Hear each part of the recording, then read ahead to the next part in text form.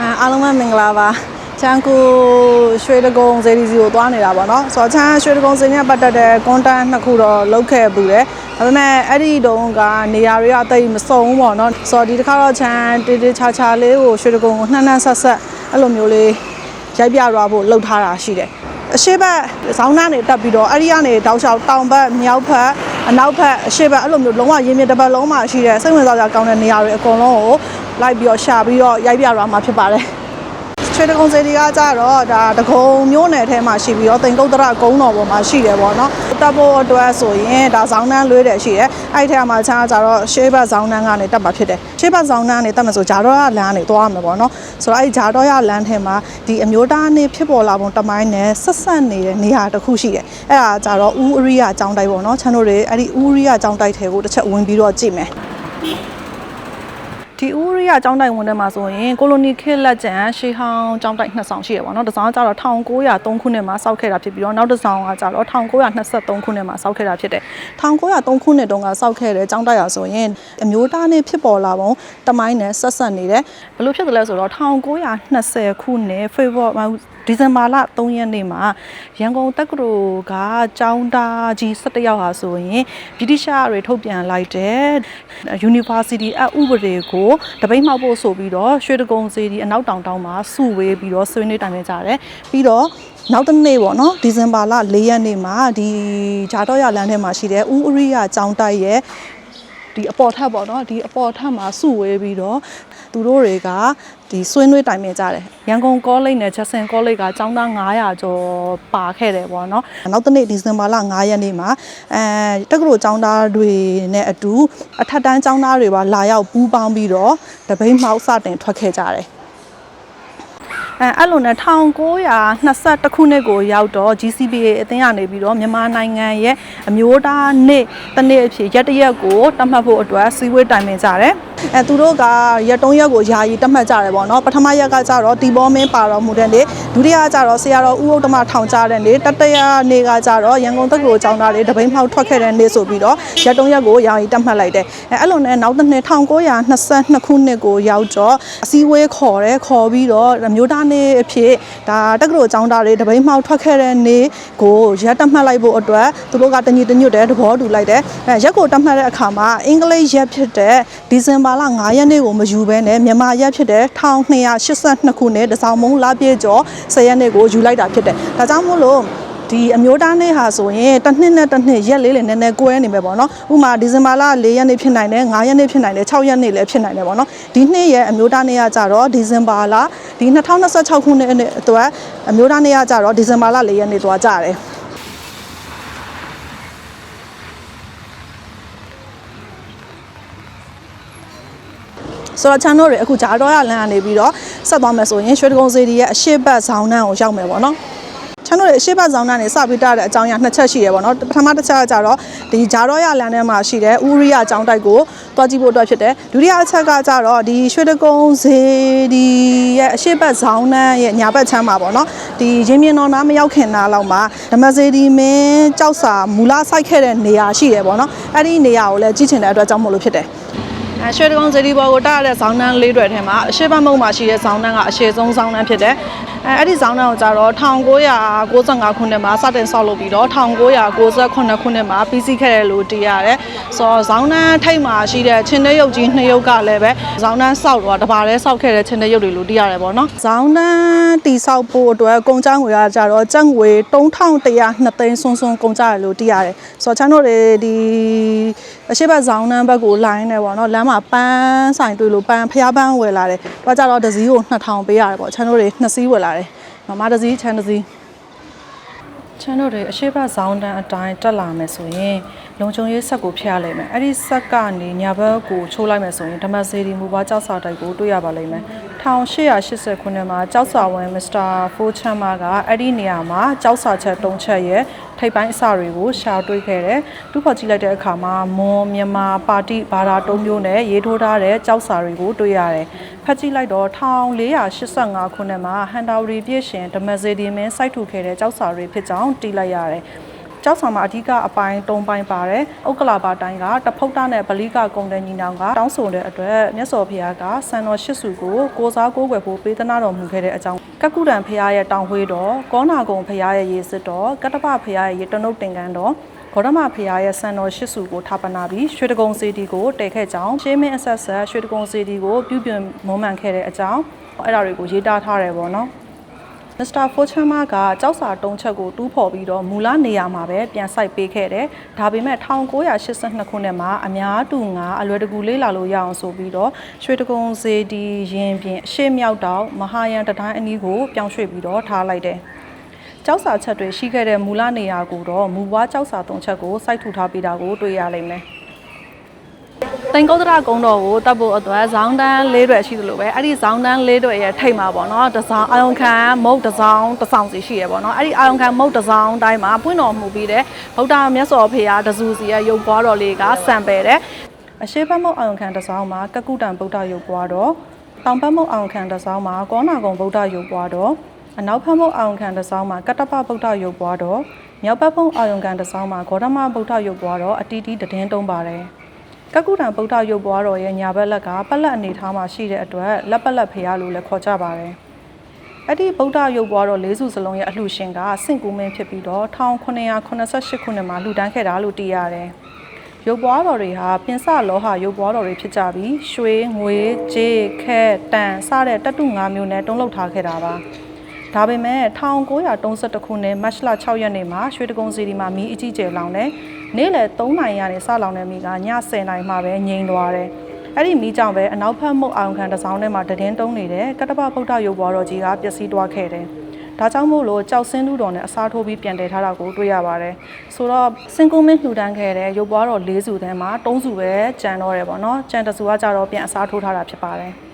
ပဒုံပတိုင်းမူနီရုပ်ပွားတော်ကစိတ်မပုတစောင်းထဲမှာရှိပါတယ်။စာဘိုးတာတစောင်းလို့လည်းခေါ်တယ်။အဲ့ဒီတစောင်းကတနင်္လာဂျိုတိုင်းနဲ့အင်္ဂါဂျိုတိုင်းကြားမှာရှိပါတယ်။ပဒုံပတိုင်းမူနီရုပ်ပွားတော်ဟာတစောင်းအတွင်းညာဘက်အချမ်းလှိုင်ထဲမှာတည်င်းတုံးပါတယ်။လှိုင်ပေါက်ရဲ့ဖေညာတစ်ဖက်စီမှာပဒုံကပဒိုင်းရွက်ကိုနင်းပြီးပဒိုင်းပန်းကိုကိုက်ချီထားတဲ့ပုံစံထွန်းထားတာကိုတွေ့ရပါလိမ့်မယ်။အတိုက်အခိုင်အနှောက်အယှက်တွေတွေ့ကြုံတဲ့အခါမှာပဒုံပတိုင်းမူနီရုပ်ပွားတော်စီမှာဆုတောင်းမယ်ဆိုရင်ပြည့်တယ်လို့အဆိုရှိတယ်။အထူးသဖြင့်တနင်္ဂနွေကြာတာပတင်းနဲ့လာပြည့်နေ့တွေမှာလာပြီးတော့ဆုတောင်းတတ်ကြပါတယ်။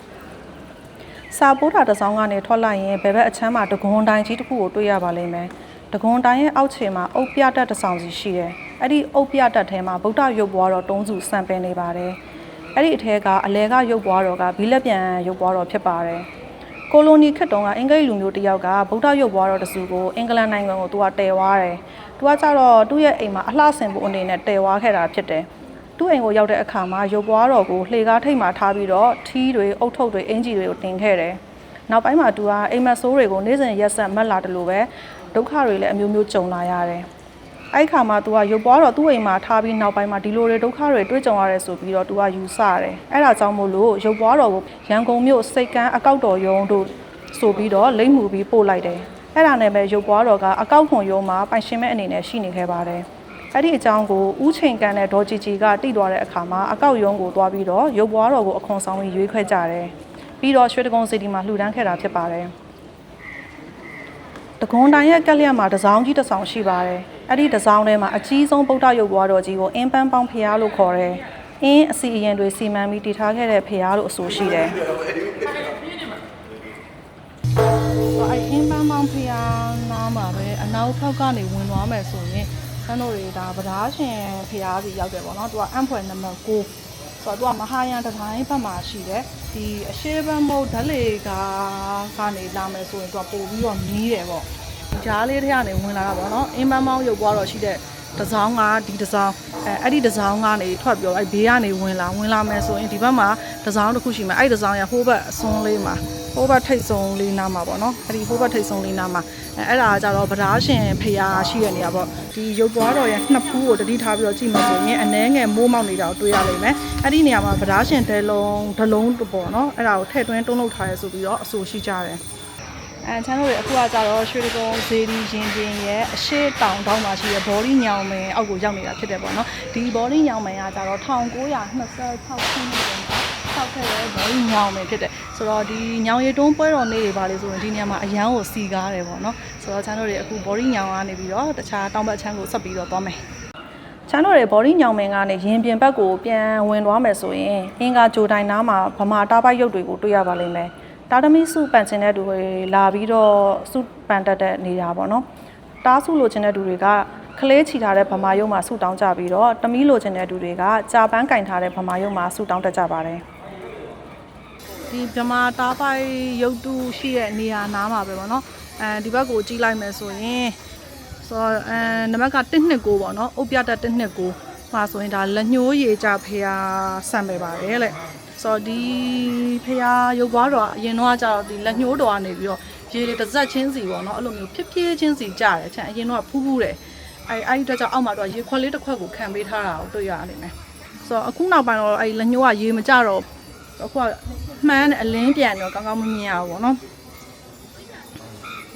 ်လက်ညှိုးရေကြရုပ်ပွားတော်နားမှာပဲရှင်မကွဲဖျားဆိုတာရှိတယ်။အုတ်ပြတက်အမှတ်129မှာတည်င်းတုံးပါတယ်။ချစ်သူတွေအိမ်အောင်ရှိရတဲ့သူတွေကမကွဲမကຫນွေရဖို့အတွက်ဆိုပြီးတော့လာပြီးတော့ဆူတောင်းတက်ကြတယ်။ပြီးတော့အင်္ဂါဂျိုတိုင်းနားမှာပဲအကြက်တဲပြေဖျားတစုရှိပါတယ်။အချင်းအကြက်ထဲရောက်နေတဲ့သူတွေကအတိတ်ထံပြီးတော့ဆူတောင်းရင်အချင်းအကြက်ထဲကနေလွတ်မြောက်တယ်လို့အဆိုရှိကြတယ်။ဝင်တဲ့အခါဇေဒီရဲ့ဂျားကနေကျင်းကျင်းကြက်ကြက်ဝင်ရပြီးတော့အထဲမှာရုပ်ပွားတော်ဆံပယ်နေတဲ့လှိုင်ကလေးကိုခက်ချင်းချင်းနဲ့တွေ့ရပါလိမ့်မယ်။ကြော့ပြီးလို့ရှိရင်လူရစုကိုတောင်းပြီးရင်ခေါင်းလောင်းလေးကိုတီးကြတယ်။ပြီးတော့တခြားတစ်ဖက်ကနေပြန်ထွက်တယ်ပေါ့နော်။ကျင်းတဲ့ဘက်ကနေဝင်ပြီးတော့ကျဲတဲ့ဘက်ကနေထွက်သွားတဲ့သဘောမျိုးပါ။အကြက်သေးပေဖျားကနေထွက်လိုက်ရင်အရှိမမြင်ရတဲ့တစောင်းကတော့ဥမောင်ကြီးတစောင်းပါ။အဲ့ဒီတစောင်းထဲမှာဆယ်တော်မူဗုဒ္ဓရုပ်ပွားတော်ဆိုတာရှိပါတယ်။ဆယ်တော်မူရုပ်ပွားတော်ကညံတော်2ပေလောက်မြင့်တဲ့ထိုင်တော်မူရုပ်ပွားတော်ဖြစ်ပြီးတော့စက်ခုံတွေချထားတဲ့ဟန်ရှိပါတယ်။ဒါပေမဲ့တစ်ခါတလေမှာမျက်လုံးတော်ပွင့်တယ်လို့အဆိုရှိတယ်။ရုပ်ပွားတော်ကြည့်လိုက်မယ်ဆိုရင်မင်းမြောက်တစားတွေဆင်ထားတာကိုတွေ့ရပါလိမ့်မယ်။အလှရှင်ကတော့မြန်မာတိုင်းရင်းဆေးဆရာကြီးဆရာမြိုင်ပါ။တောင်ဘက်ဆောင်တန်းကိုတော့1995ခုနှစ်မှာစတင်ဆောက်လုပ်ပြီး1998ခုနှစ်မှာပြီးစီးခဲ့ပါတယ်။ဇောင်းနှံအတက်ဆောက်ဖို့အတွက်ဇောင်းနှံအဟောင်းကိုဖြိုတဲ့အခါမှာအကုန်လုံးကိုဖြိုချခဲ့တာမဟုတ်ပါဘူး။တချို့နေရာတွေကိုခြံထားခဲ့ပါတယ်။ဇောင်းတန်းချင်ရင်အစမှာရှိတဲ့ချင်းတိတ်ရုပ်ကြီး2ရုပ်သူ့ရဲ့အနောက်မှာရှိတဲ့ဘလူးရုပ်ကြီး2ရုပ်အိဆာတာရဂူဖျား2စုပြီးတော့မိချောင်းရုပ်ကြီး2ရုပ်ကိုတော့မဖြတ်စည်းဘဲနဲ့ဆက်လက်ပြီးတော့ထိန်းသိမ်းထားပါတယ်။တောင်ဘက်ဇောင်းတန်းချေရင်အစမှာပေ30မြင့်တဲ့ချင်းတိတ်ရုပ်ကြီး2ရုပ်ရှိတယ်။အဲ့ဒီချင်းတိတ်ရုပ်တွေကို1889ခုနှစ်တုန်းကပဇွန်တောင်ရက်မှာနေတဲ့ပွဲစားကြီးတဦးကလှူဒန်းခဲ့တာလို့သိရတယ်။ချင်းတိတ်ရုပ်ကြီးတွေရဲ့အနောက်ကိုကြည့်လိုက်မယ်ဆိုရင်ဘလူးရုပ်ကြီးကိုတွေ့ရပါလိမ့်မယ်။အဲ့ဒီဘလူးရုပ်တွေရဲ့အလှူရှင်ကတော့တာယာဝတီမင်းဖြစ်ပြီးတော့1842ခုနှစ်တုန်းကလှူဒန်းခဲ့တာလို့သိရတယ်။အဲ့ဒီတုန်းကတော့တောင်ဘက်ဇောင်းတန်းရဲ့ချေရင်အစမှာဘလူးရုပ်တွေကရှိခဲ့တာပါ။ဒါပေမဲ့1889ခုနှစ်မှာချင်းတိတ်ရုပ်တွေကိုထပ်မံလှူဒန်းလိုက်တဲ့အတွက်ကြောင့်မို့လို့ဘလူးရုပ်တွေကအနောက်ဘက်ကိုရောက်တော့တာဖြစ်ပါတယ်ဘလူးရုပ်တွေရဲ့ကြောဘက်မှာဂူပြတက်လေးတွေရှိပါတယ်အဲ့ဒီဂူပြတက်တွေကဘယ်ဘက်မှာတစ်ခုညာဘက်မှာတစ်ခုစီရှိတယ်ဂူပြတက်တွေအထက်ထဲမှာရက်တုံမူဗုဒ္ဓရုပ်ပွားတော်တဆူစီစံပယ်ပါတယ်အဲ့ဒီရုပ်ပွားတော်တွေကိုကိစ္ဆာတာရဂူဖျားတွေလို့ခေါ်ကြရတယ်1842ခုနှစ်နောက်ပိုင်းမှာတာယာဝတီမင်းတည်ခဲ့တဲ့ရုပ်ပွားတော်တွေဖြစ်ပါတယ်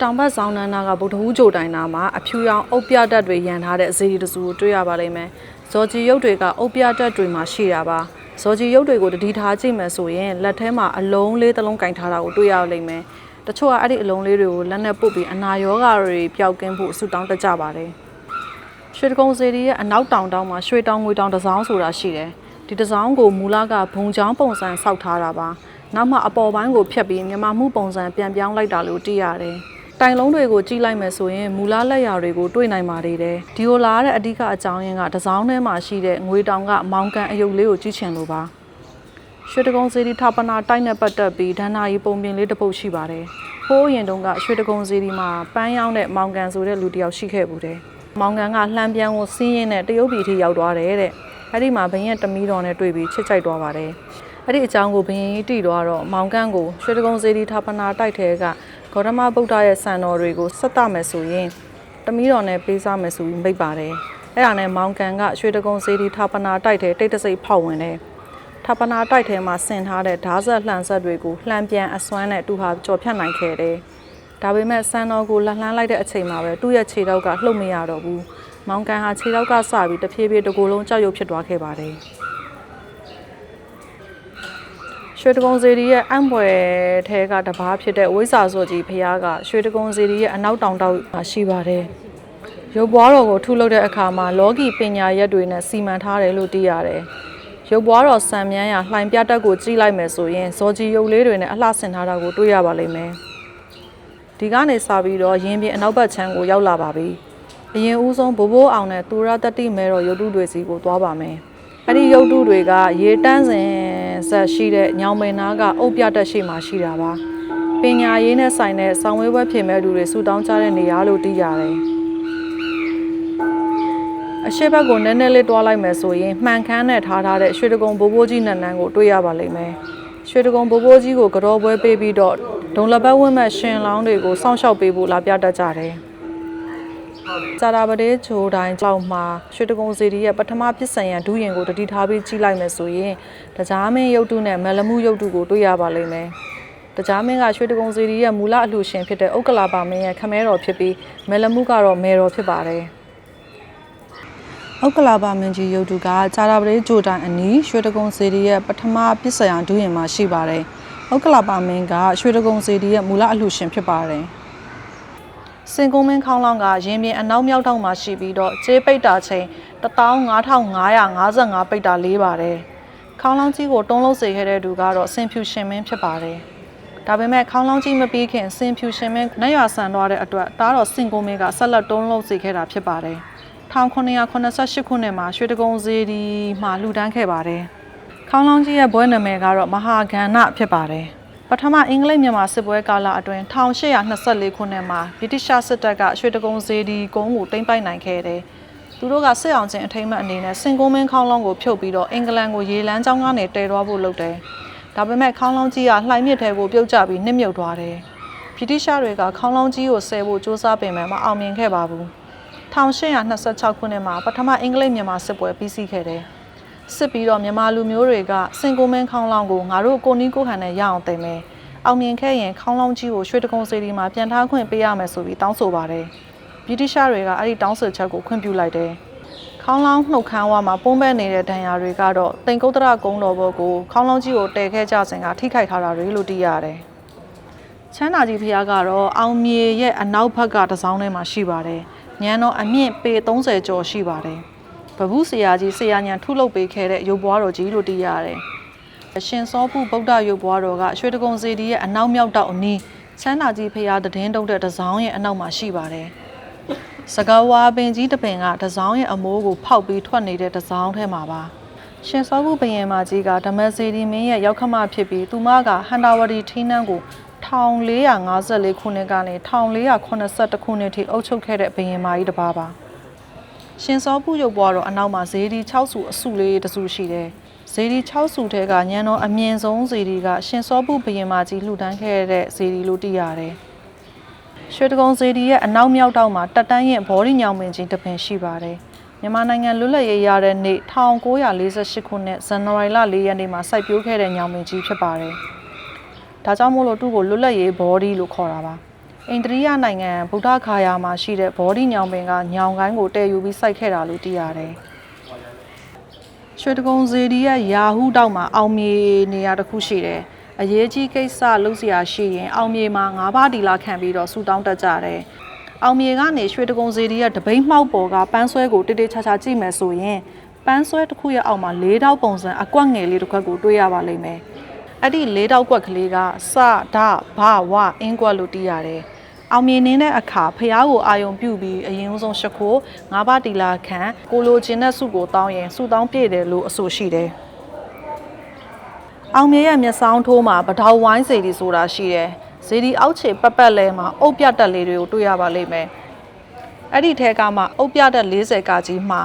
မျက်ရှင်တော်ဗုဒ္ဓရုပ်ပွားတော်ဆံမဲ့ပါတယ်။စံတော်ရင်းကမြောက်ဘက်မုတ်အာယုံကန်တစ်စောင်းရဲ့အရှိမတင်ရှိပါတယ်။ရွှေတကုံဇေဒီတဲတုံးကဂေါရမမြတ်စောဘုရားရဲ့စံတော်တွေကိုဒီတွင်းထဲကရေနဲ့ဆေးခဲ့တာလို့သိရတယ်။စံတော်တွင်းထဲကရေကမြေကြောင်းနဲ့တစ်ဆက်တည်းဖြစ်တဲ့အတွက်ဒီရေအတက်ကျပေါ်မူတည်ပြီးတွင်းထဲကရေတွေလည်းအတက်ကျရှိပါတယ်။ရာဇာကြီးညီနောင်ဗုဒ္ဓရုပ်ပွားတော်နှစ်စုဟာ မြောက်ဘက်ဇောင်းနန်းထိပ်မှာရှိတဲ့ရှမ်းတစောင်းအတွင်းမှာဆံပယ်ပါတယ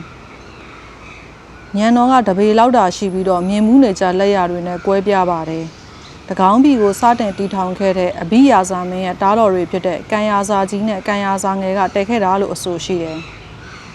တွဲစဲကံကိုတွားဖို့အတွက်ချမ်းတို့တွေမြောက်ဘက်ဇောင်းနန်းခြေရင်းကိုပြန်ဆင်းတွားရပါလိမ့်မယ်တွဲစဲကံနဲ့ပတ်သက်ပြီးပြောကြတာကတော့ပထမအင်္ဂလိပ်မြန်မာစစ်ပွဲကာလအတွင်း1824ခုနှစ်မှာမြန်မာစစ်တီတော်တွေကသူတို့ရဲ့ဓားမှာပေးချန်နေတဲ့တွေးတွေကိုဒီကန်ထဲမှာဆေးခဲ့တာလို့အဆိုရှိတယ်မြောက်ဘက်ဇောင်းနန်းထိပ်လေးမှာပဲရခမယ်တော်ကြီးရုပ်တုကိုတွေ့ရပါလိမ့်မယ်ဘယင်မကြီးရှင်စောပူရဲ့ကောက်မှုတော်လို့သိရတယ်ဒီမှာအဋိဌံပြုဆူတောင်းတဲ့သူတွေကတော်တော်များပါတယ်ဆူတောင်းပြည့်တယ်လို့နာမည်ကြီးတယ်အထူးသဖြင့်အိမ်ချမ်းမြေအမှုအခင်းနဲ့နိုင်ငံရဲ့ခြားထွက်ဖို့ပြင်ဆင်တဲ့သူတွေလာပြီးတော့အဋိဌံအဝင်ဆူတောင်းတတ်ကြတယ်ရာဇမှုနဲ့ဘုရားကရခမယ်တော်ကြီးရုပ်တုရဲ့မျက်စောင်းထိုးမှာပဲရှိပါတယ်လှိုင်မုတ်ခံစီရီငယ်လေးထဲမှာရာဇမှုနိရုပ်ပွားတော်သတင်းတုံးပါတယ်။ညောင်ရမ်းမင်းသားဗုဒ္ဓဂါယာမှာယူဆောင်လာတဲ့ဘောဓိတာနဲ့ထိုးလုပ်ထားတဲ့ရုပ်ပွားတော်လို့သိရတယ်။အပေါ်ကနေရွှေပိန်းပြန်ချထားတာပါ။မင်းဆိုးရာဇာနဲ့ပတ်သက်တဲ့ကိစ္စတွေအတွက်ဆူတောင်းတာများပါတယ်။ရှင်မထီးဖျားကရာဇမှုနိရုပ်ပွားတော်အနီးနောင်တော်ကြီးစေတီရဲ့မြောက်ဘက်ကက်လျက်တစ်စောင်းအတွင်းမှာရှိပါတယ်။အံဖွယ်ကိုးပါးထဲမှာပါဝင်တဲ့ရုပ်ပွားတော်ဖြစ်ပါတယ်။ရှင်မထီးလို့ခေါ်တဲ့ရှင်အဇဂေါနာမထေတည်ထားခဲ့တဲ့ရုပ်ပွားတော်လို့အဆိုရှိတယ်။နောင်တော်ကြီးစေတီကရွှေတကုံစေတီရဲ့အရှိမြောက်ထောင်မှာရှိပါတယ်။ရွှေတကုံစေတီရင်ပြင်မှာရွှေတကုံစေတီပြီးရင်ညံတော်အမြင့်ဆုံးစေတီတစ်စုဖြစ်ပါတယ်။ရွှေတကုံစေတီမတည်ခင်တုန်းကဓာတ်တော်မွေတော်တွေယာယီထားရှိရာနေရာမှာတည်ထားတဲ့စေတီလို့သိရတယ်။တချို့ပြောကြတာကတော့ရွှေတကုံစေတီမတည်ခင်ပုံစံယူဖို့အရင်တည်ခဲ့တဲ့စေတီမို့လို့နောင်တော်ကြီးစေတီလို့ခေါ်တာပါတဲ့။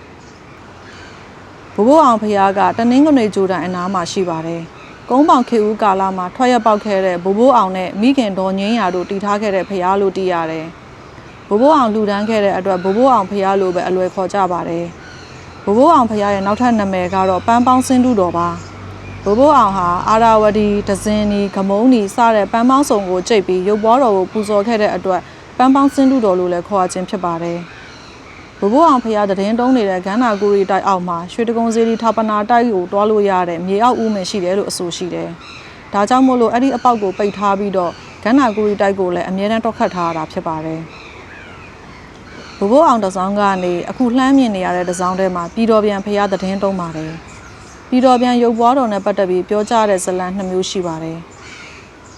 တစ်မျိုးကပထမအင်္ဂလိပ်မြန်မာစစ်ပွဲအပြီးမှာစစ်အောင်ကျင်းအထိမ်းအမှတ်အနေနဲ့ရွှေတကုံစေတီရင်ပြင်မှာစံပယ်နေတဲ့ရုပ်ပွားတော်တစုကိုအင်္ဂလန်နိုင်ငံကိုပင့်ဆောင်သွားခဲ့တယ်။ရုပ်ပွားတော်ရောက်ရှိတဲ့အချိန်ကစပြီးဝီတိုရီယာဘုရင်မကြီးမှာခေါင်းကိုက်ဝေဒနာဆွဲကပ်လာပါတယ်တဲ့။အဲ့ဒါနဲ့ဘုရင်မကြီးကရုပ်ပွားတော်နဲ့အတူတူနှစ်တက်တဲ့မီးရိမ်နှလုံးပါထည့်ပေးပြီးမြန်မာနိုင်ငံကိုပြန်ပို့လိုက်တာလို့အဆိုရှိတယ်။ရုပ်ပွားတော်ပြန်ပို့လိုက်ပြီးတဲ့နောက်မှာဘုရင်မကြီးရဲ့ခေါင်းကိုက်ဝေဒနာကတက်တာသွားပါတယ်။နောက်တစ်မျိုးကတော့မြန်မာနိုင်ငံလွတ်လပ်ရေးရပြီးနောက်ပိုင်းမှာတန်ခင်းတမန်ခင်းအရာရုပ်ပွားတော်ကိုမြန်မာနိုင်ငံကိုပြန်ပေးလိုက်တာလို့ဆိုထားတယ်။ပြည်တော်ပြန်ဖျားရဲ့အရှိတက်တဲ့ကတစောင်းအတွင်းမှာရှင်အဇဂေါနာဖျားဆက်မဲ့ပါတယ်။တစောင်းအတွင်းမှာထိုင်တော်မူရက်တော်မူရုပ်ပွားတော်တွေအများကြီးရှိပါတယ်။အကြီးဆုံးထိုင်တော်မူရုပ်ပွားတော်၃စုထဲကလက်ဝဲအစွန်းဆုံးမှာရှိတဲ့ရုပ်ပွားတော်ကရှင်အဇဂေါနာရုပ်ပွားတော်ဖြစ်ပါတယ်။ရှင်အဇဂေါနာမထေရရည်စူးပြီးထိုးလုပ်ထားတဲ့ရုပ်ပွားတော်လို့အဆိုရှိတယ်။ဒဏ္ဍာရီလာဇလန်းတွေအရပကံခေနရတူမင်းလက်ထက်တုန်းကရှင်မထီးပွဲအနမဲရရဟန်းတော်တစ်ပါးရှိခဲ့ပူပါတယ်။ရှင်မထီးဆရာတော်ဟာအကက်ရပင်ရကိုလိလာလိုက်စားတဲ့သူဖြစ်ပြီးဖိုထိုးပါတယ်။ဆရာတော်ဖိုထိုးဖို့အတွက်နရတူမင်းနဲ့တကွဒါရ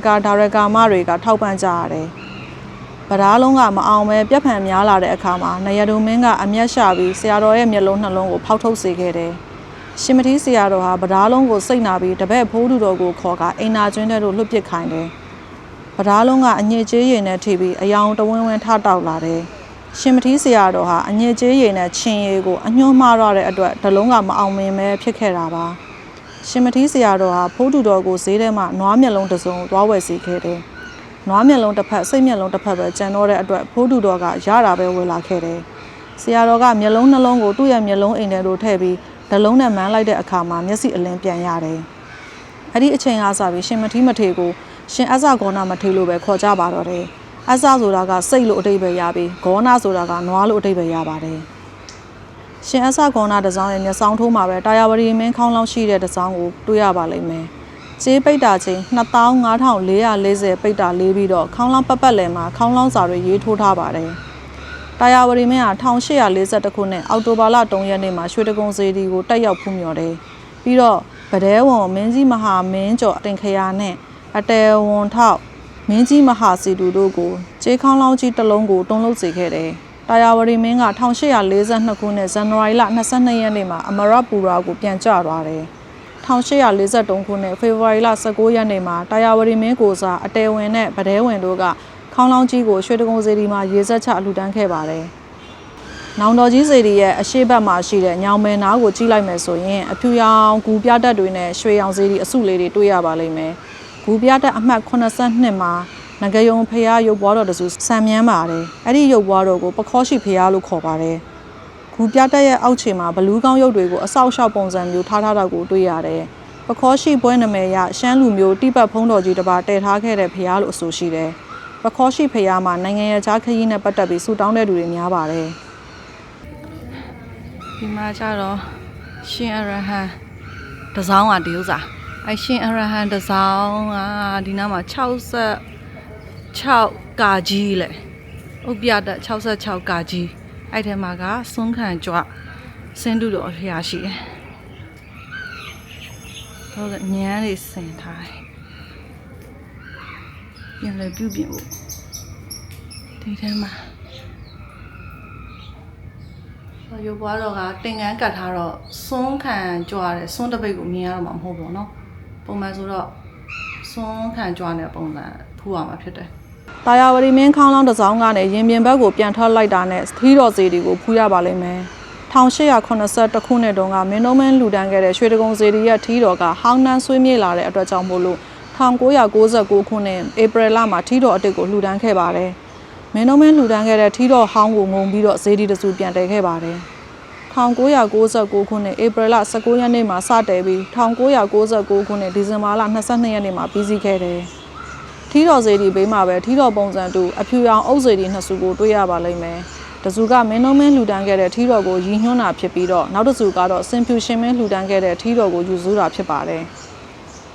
ဆေးစေတီကတော့တနင်္လာကြိုတိုင်းအနီးစေတီရင်ပြင်မှာရှိတာပါညံတော်က၄ပေခန့်သာရှိပါတယ်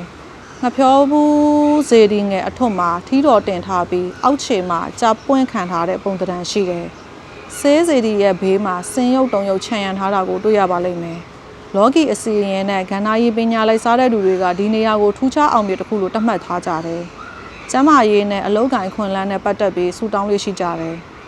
။ဆေးဝိဇ္ဇာဆင်းလူတော်ဟာတနင်္လာတောင်းမှာရှိတဲ့ဥအောင်ရှိတစောင်းထဲမှာရှိပါတယ်။လောကီတိတ်ထိပြီးမြောက်တဲ့ဆေးဝိဇ္ဇာတဦးကိုယ်တိုင်တည်ထားခဲ့တဲ့ရုပ်ပွားတော်ဖြစ်တဲ့အတွက်ဆေးဝိဇ္ဇာဘုရားလို့ခေါ်ရခြင်းဖြစ်ပါတယ်။အကြီးဆုံးဆင်းလူတော်3စုတဲကအလဲကရုပ်ပွားတော်ကဆေးဝိဇ္ဇာဆင်းလူတော်ဖြစ်ပါတယ်။အရှိဘမုတ်ဇောင်းနှံရဲ့မြောက်ဘက်ကလျက်မှာရှိတဲ့တစောင်းအတွင်းမှာဓမ္မစေတီဖျားတည်င်းတုံးပါတယ်ဓမ္မစေတီမင်းလှူဒန်းခဲ့တဲ့ဗုဒ္ဓရုပ်ဘွားတော်ဖြစ်တဲ့အတွက်ဓမ္မစေတီဖျားလိုပဲခေါ်ရခြင်းဖြစ်ပါတယ်ဓမ္မစေတီမင်းဟာ1485ခုနှစ်မှာဓမ္မစေတီစင်းတူတော်နဲ့ကြားချင်တဲ့စင်းတူတော်ကိုလှူဒန်းခဲ့ပါတယ်ကြားချင်တဲ့ဖျားကတော့ဓမ္မစေတီဖျားရှိတဲ့တစောင်းထဲမှာပဲတည်င်းတုံးပါတယ်ရုပ်ဘွားတော်ရဲ့အောက်ခြေဘေးတစ်ဖက်စီမှာကြားယုံနဲ့ချင်းတိတ်ရုပ်ရှိတာကိုအစွဲပြုပြီးကြားချင်တဲ့ဖျားလို့ခေါ်ရခြင်းဖြစ်ပါတယ်ကြားချင်တဲ့ဖျားကိုအင်းဖျားလို့လည်းခေါ်ပါသေးတယ်။လောကီအင်းကွက်များဓာတ်ဆင်မှုများဖြင့်ဆင်ရင်ထားတယ်လို့အယူရှိကြတယ်။ကြားချင်တဲ့ဖျားနဲ့ဘေးစင်တမဒေါ်ဝေစင်တစားအဲဒေါ်ဝေစင်တစားနဲ့နောက်ကျောကရပဲ။ဒီထဲမှာဘောဒီတစ်ထောင်ပေါ်တော်မူဗုဒ္ဓရုပ်ဘွားတော်ရှိတယ်။တစောင်းတွင်ဖျားခန့်ရဲ့ဘဲဘက်အစွန်းဆုံးမှာဗုဒ္ဓတစ်ထောင်စေတီရှိပါတယ်။ကြည့်လိုက်မယ်ဆိုရင်စေတီရဲ့အောက်ခြေပတ်ပတ်လည်မှာဗုဒ္ဓရုပ်ဘွားတော်လေးတွေအများကြီးတွေ့ရပါလိမ့်မယ်။အစကရုပ်ဘွားတော်တွေရှိနေတဲ့အောက်ခြေပိုင်းကမြုပ်နေတာပါ။1984ခုနှစ်မှာစေတီကိုမှန်စီရွှေချဖို့လုပ်ကြတယ်။အဲ့ဒီအခါမှာမှန်ချက်တွေတဲ့အခါနှစ်ချက်ကကွာကျလာတယ်။အဲ့ဒီမှန်ကွဲစားလို့ရှင်းလင်းရင်းနဲ့ပဲစေတီအောက်ခြေမှာရှိတဲ့ဗုဒ္ဓရုပ်ဘွားတော်လေးနှစ်စုကိုစပြီးတော့ဖူးရပါတယ်။ဆက်လက်ရတူးဖော်ကြည့်တဲ့အခါမှာအခုမြင်နေရတဲ့အတိုင်းပဲဗုဒ္ဓရုပ်ဘွားတော်တွေအများကြီးကိုတွေ့ရှိရပါတယ်ဆိုတော့ချမ်းတို့တွေအခုရွှေတကုံစေတီကိုတပတ်အပြည့်နှစ်ဆက်ဆက်ဖူးပြီးတော့ပြီဖြစ်တယ်ဆိုတော့ချမ်းရဲ့ဒီနေ့ရွှေတကုံ vlog ကတော့ဒီမှာပဲရပ်လိုက်ပါတော့မယ်တခြားဗီဒီယိုတွေမှာလည်းပြန်တွေ့ကြမယ်နော်တတား